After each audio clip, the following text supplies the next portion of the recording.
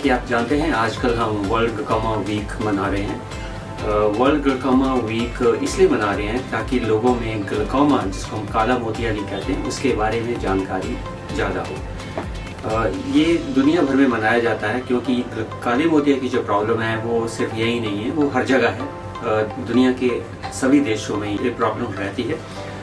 इसमें सबसे बड़ी प्रॉब्लम ये है कि जो काला मोतिया है ये एक बहुत साइलेंट थीफ ऑफ साइट इसको माना जाता है। इसका मतलब ये हुआ कि ये इस बीमारी के कोई लक्षण नहीं होते और ये चुपचाप आ जाती है।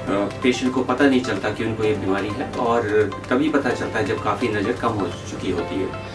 इस बीमारी को रोकने का और कंट्रोल करने का सिर्फ एक ही तरीका होता है कि इसको जल्दी से जल्दी इसके बारे में पता किया जाए, उसको डायग्नोज किया जाए और फिर उसका ट्रीटमेंट किया जाए। काले मोतिये की वजह से जो ब्लाइंडनेस होती है, जो नज़र जाती है, वो परमानेंट है, उसका कोई क्योर नहीं होता। इसलिए बहुत ही ज़रूरी है कि इसको जल्दी डायग्नोसिस हो और उसका जल्दी ट्रीटमेंट हो। ऐसा करने से काले मोतिये से होने वाली जो ब्लाइंडनेस है, जो अंधापन आ सकता है काले मोतिये की वजह से, ग्लूकोमा की वजह से, उसको रोका जा सकता है। तो ये मुहिम जो है लोगों को जागरूक करने के लिए है और ये दुनिया भर में इन दिनों मनाया जा रहा है। ये 7 मार्च से लेके 13 मार्च तक ये प्रोग्राम चलेगा। इस हफ्ते के दौरान हम लोग तरह तरह के प्रोग्राम करेंगे। इसमें रेडियो पे भी टॉक्स होगी, कुछ टेलीविज़न पे आएगा और प्रिंट मीडिया में भी आपको देखने सुनने को मिलेगा। ये जो वर्ल्ड ग्लूकोमा वीक हम मना रहे हैं अभी, काले मोतिये के प्रति लोगों को जागरूक करने के लिए है।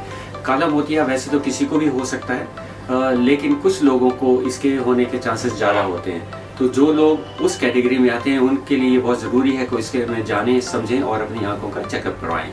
काला मोतिया अक्सर उम्र के साथ आता है, तो जो लोग 40 साल या 45 साल के ऊपर हैं उनको इसकी आने की संभावना ज़्यादा रहती है। इसलिए जो उस उम्र में एक आंखों का अच्छा चेकअप होना चाहिए, जिसमें काले मोतिये के लिए भी चेकअप करना चाहिए।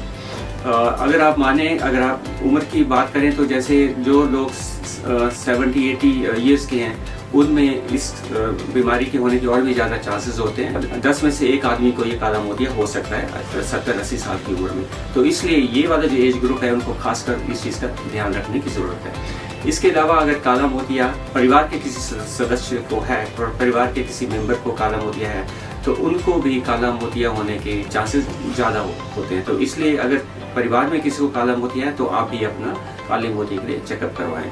इसके अलावा जो लोग ऐनक चश्मा लगाते हैं, जिसको मायोपिया कहते हैं या शॉर्ट साइटेडनेस कहते हैं, उन लोगों को भी काला मोतिया होने की संभावना थोड़ा ज़्यादा रहती है।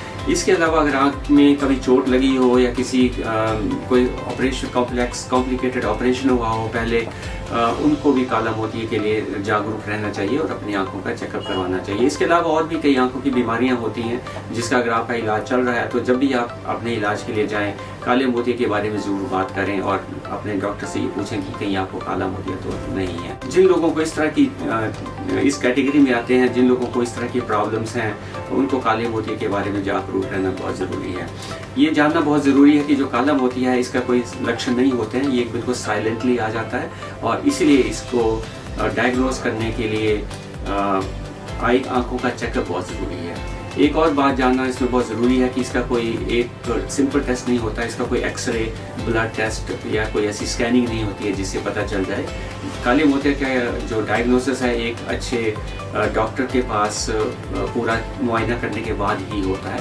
तो इसलिए ये बहुत ज़रूरी है कि आप काले मोतिये के बारे में जागरूक रहें और अपना चेकअप काले मोतिये के लिए करवाएं, ताकि अगर काले मोतिये की शिकायत हो तो उसको जल्दी से जल्दी पता लग सके और उसका इलाज हो सके।